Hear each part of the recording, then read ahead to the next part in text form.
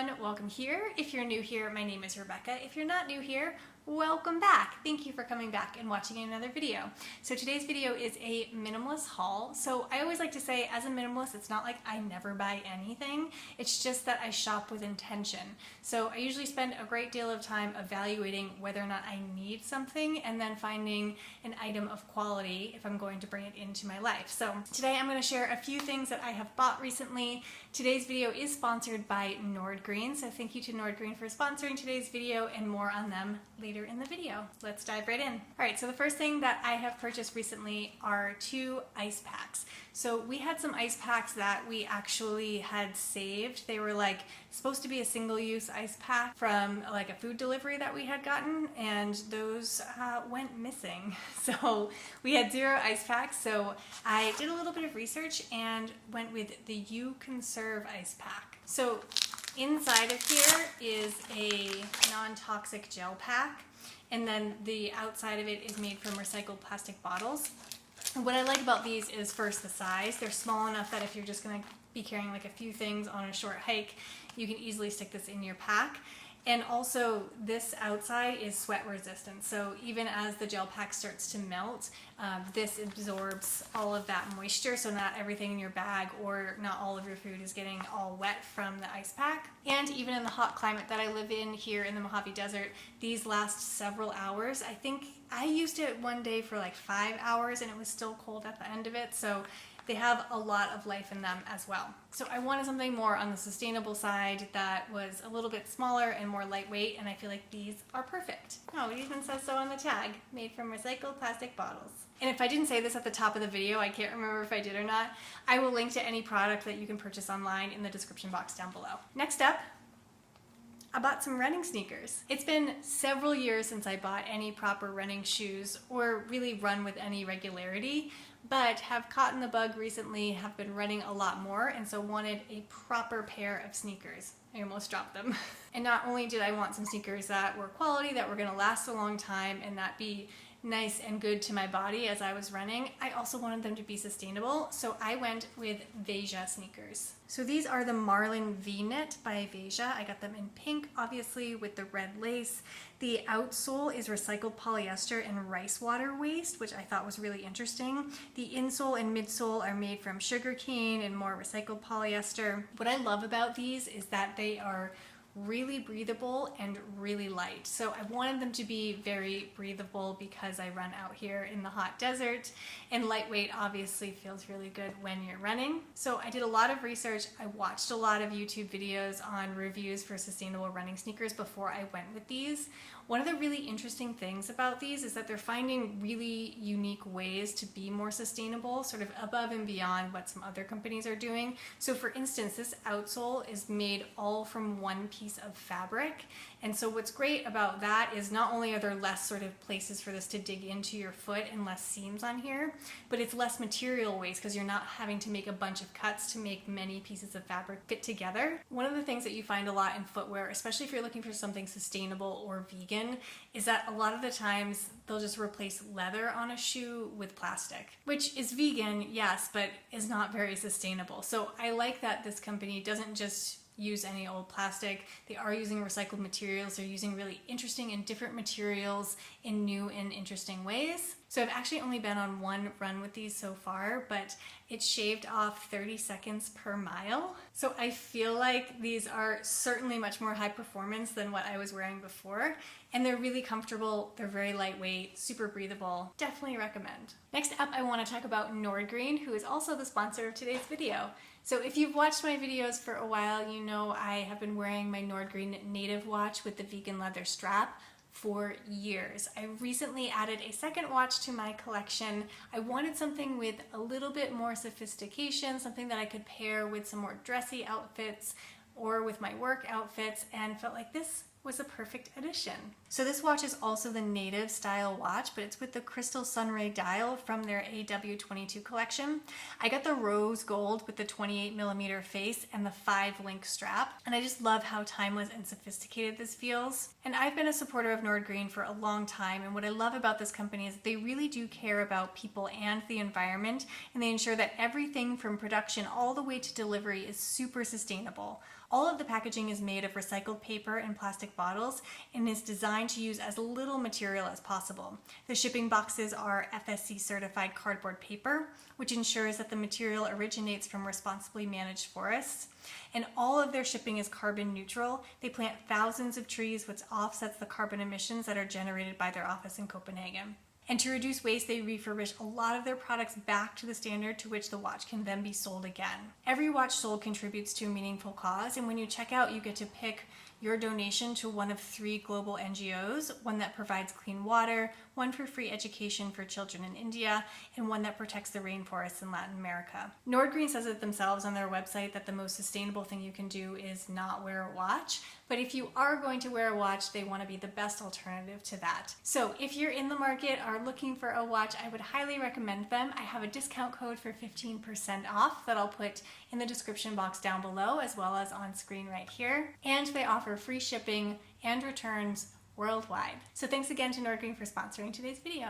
Okay, next up I want to talk about toothpaste tablets. So if you've been around here for a little while, you know that I've been a huge fan of the Bite toothpaste tablet, but I recently tried a new brand called Unpaste. Honestly, I've been really happy with Bite. I've been using them for a long time, but saw this company and it was less expensive, so I decided to try it. So Bite comes in at about $12 a month, and the Unpaste was coming in about $9 a month. And when you times that by 2 people using it in our household, that's kind of nothing to sneeze at. That's could be, you know, almost $100 a year. So like Bite, these are non-toxic toothpaste tabs. The only real difference in ingredients that I noticed, at least, was that these do not have xylitol in them, which is a sweetener. They use stevia. And the only reason that really makes a difference to me, at least, is because xylitol is toxic to dogs. So if some reason Gypsy were to get into these, it wouldn't make a difference. She's not really mischievous enough to get into them, but it's kind of one thing off my mind, like we won't accidentally poison our dog with these. And so besides the fact that they are cheaper and they are not toxic to my dog, so besides the price and not being toxic to Gypsy, which are 2 very big things, there's not much that I like more about these than I do about Bite. I actually like these significantly less, I think. So first of all, when you put it in your mouth, it sort of like sucks all the moisture out of your mouth. You go to chew it and it's like, you know that feeling? It's almost like you're trying to chew on like really dry chalk.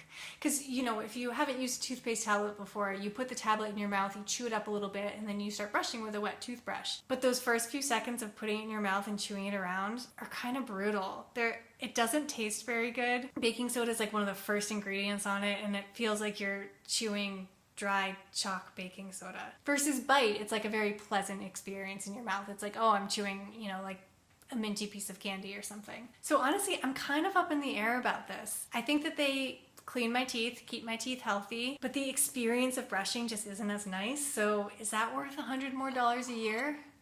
I don't think so. I don't know. It looks like I have maybe 2 more weeks worth in here, so I'm gonna have to make a decision pretty quickly. So I'll keep you posted. Oh, the other thing, they're still in the Bite container. So these just come like in a paper bag. They don't have like a little glass container like Bite does. So you just wanna get your own container, which is not a big deal. Like an Old Spice jar would be great to keep your toothpaste tablets in, but just something to keep in mind if you're gonna order these. Next up is a body butter by Osea. So this is their Undaria Algae Body Butter. I started using their face moisturizer several months ago and am absolutely obsessed with it. It's the best moisturizer that I've ever used. I actually just repurchased it, and I reviewed it in a previous video, which I can link down below. But I've been looking for a really long time for a body lotion. I've tried a lot on this channel. Some of them are pretty okay, but none of them have been it. Like none of them are the thing. They're not the exact thing that I'm looking for. So I have really high hopes for this.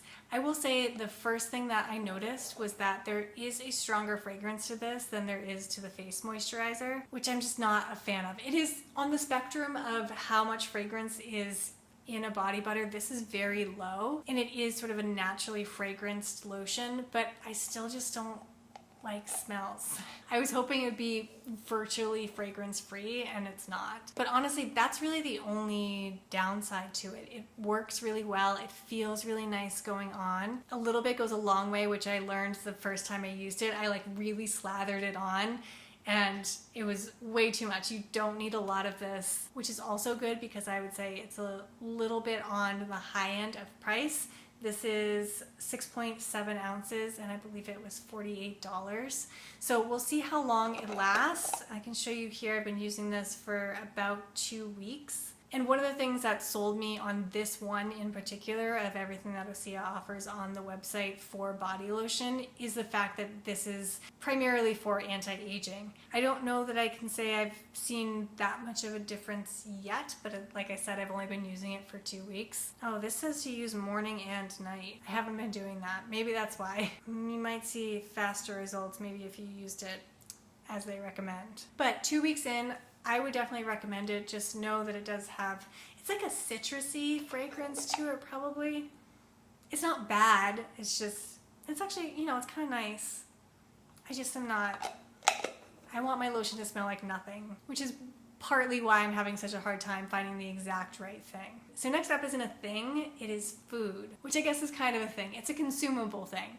We have signed up for a CSA. So CSA is community supported agriculture. It means you buy your food directly from a local farmer, essentially cutting out the middleman of a grocery store. So this means every Saturday morning we go pick up a fresh box of fruits and vegetables directly from our farmer. And what I love about this is you get highly nutritious food, right? A lot of the times the food has been harvested very recently versus what you can get at a grocery store. Sometimes it'll be weeks and weeks old. So we get super fresh food, we're supporting local farms, and it's honestly really cost effective. So we get a large share and it's about $35 a week. And this obviously is not the only food that we buy. We supplement this with some grains, rice, quinoa, beans, snacks, that kind of thing. But it is the bulk of the food that we buy for the week. But honestly, it's like a very different way to shop. You have to kind of release some control of what it is that you're going to make. It's just a surprise every week. You have to kind of take whatever you get in your box and kind of be creative with, okay, what do I have? What else do I have in my pantry? And what can I make out of that? So it's resulted in us having some really kind of like fun and different meals. And it's just kind of released any meal planning. Like it's one less thing that I have to do. I'm never going to meal plan because I never know what I'm going to get. Usually after I pick up the box, I'll just open it up, take a little peek, see what's inside. And if there's a couple supplementary things that I want to buy, I'll go buy that. But you kind of just make it up as you go. It's really fun. You know, I think it's great for a family like ours where we're just two adults and we're not very picky about things. We'll kind of experiment and try anything.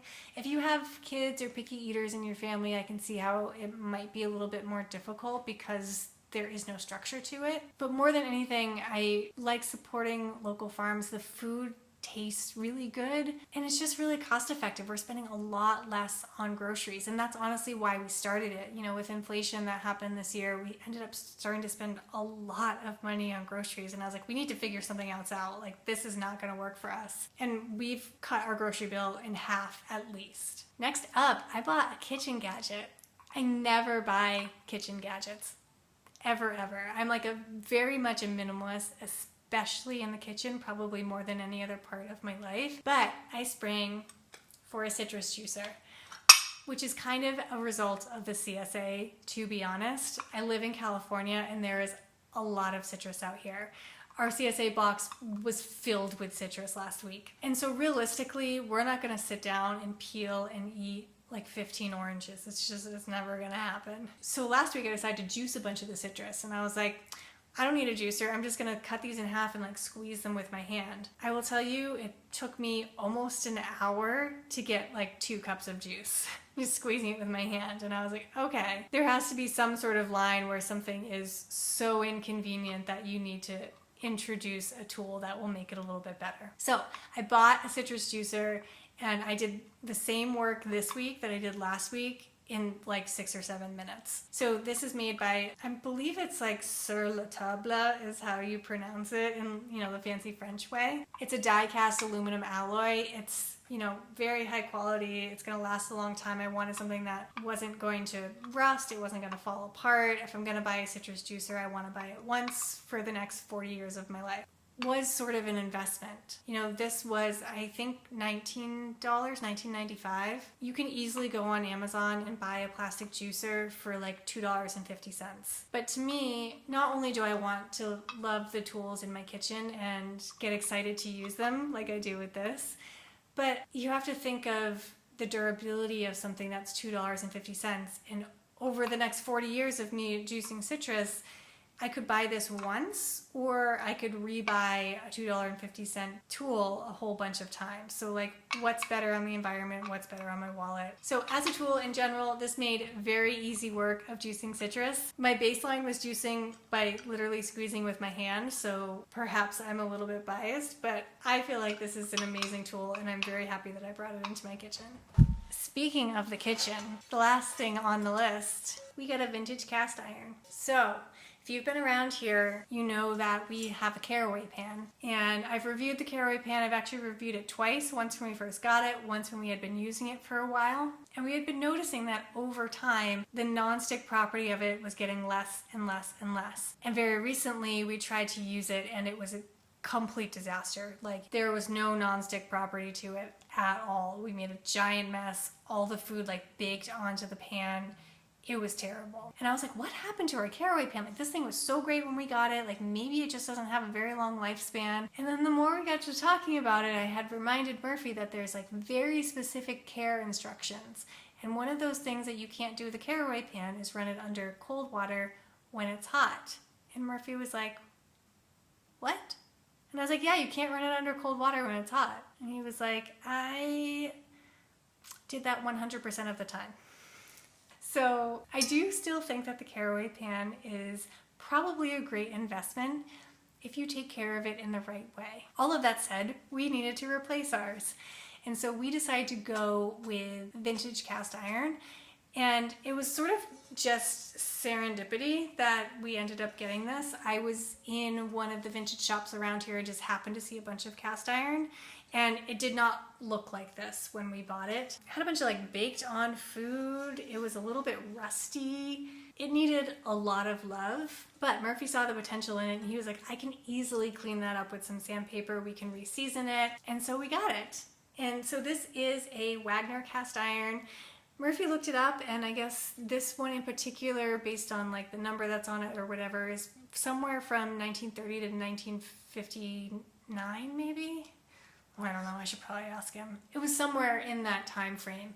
And I guess what's great about these is that they have a much smoother surface. The way that they were crafted back then, I guess, is very different than the way a modern cast iron is crafted. So it comes out with a much smoother surface. I wish you guys could feel this. It's like the smoothest. It's not like any other cast iron I've ever touched. And so because this was like not in amazing shape when we found it, they only charged us, I think, $48 for it, which sounds like a lot, and I kind of thought was a lot at the time, but turns out that's not a lot for Wagner vintage cast iron. But this is also one of those things, like I was just saying with the citrus juicer, like now that we have this, I don't know that we're ever gonna have to buy another pan again. We've been very careful to understand like how to take care of this, make sure both of us know how to take care of it so that it does last a really long time. I don't know if anybody else feels this way when you buy something vintage, but I love to think about the life that it had before it had arrived in our house, you know, like this thing is from the 30s. What exciting things did it do? It lived through a world war. It lived through the 60s. Like, I don't know, it's really cool. It's probably seen a lot of food and a lot of families.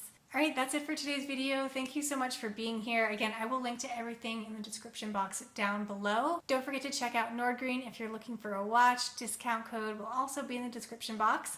Subscribe if you haven't already, and I will see you next time. Bye, everyone.